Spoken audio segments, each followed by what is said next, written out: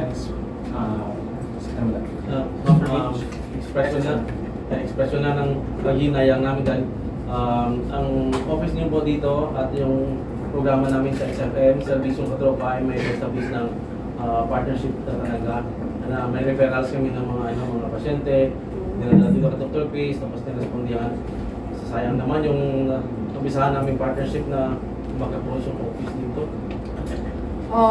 Yes, kahit man ako, nasasayangan din ako sa effort nila Doc Chris at lahat ng mga satellite offices sa iba't ibang lugar.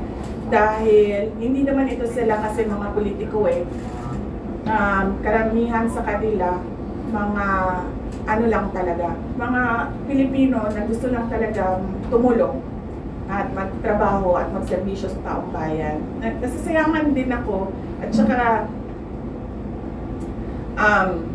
nakita ko kasi sa Davao City nung mayor ako na kailangan talaga ng iba't ibang satellite offices.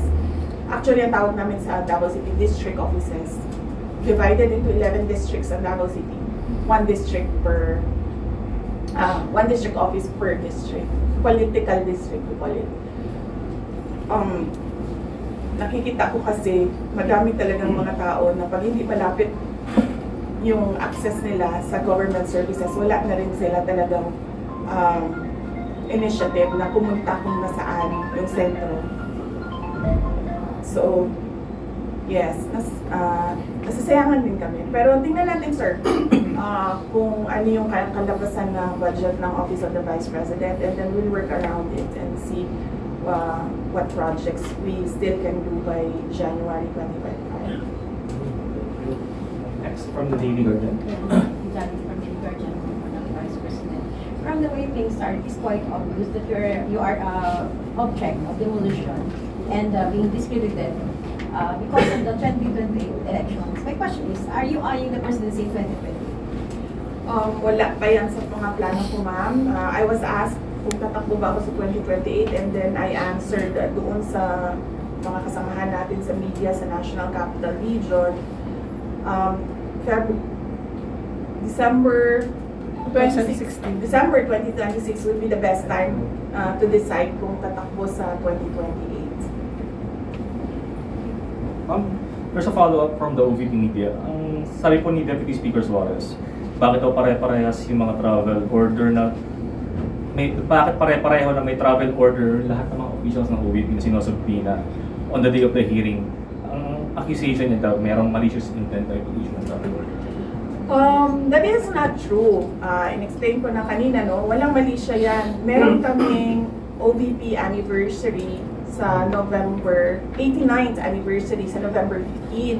Lahat kami, tulad kami ni JC, nandito kami ngayon to discuss OVP anniversary for Panay and Negros Island. So, merong isa pumunta ng Cebu at merong isa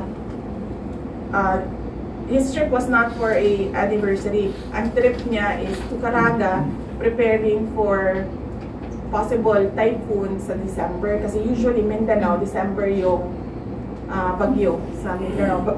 Experience namin doon. Even nung mayor ako, nakadalawang bagyo ako, December lagi ang Mindanao na bagyo.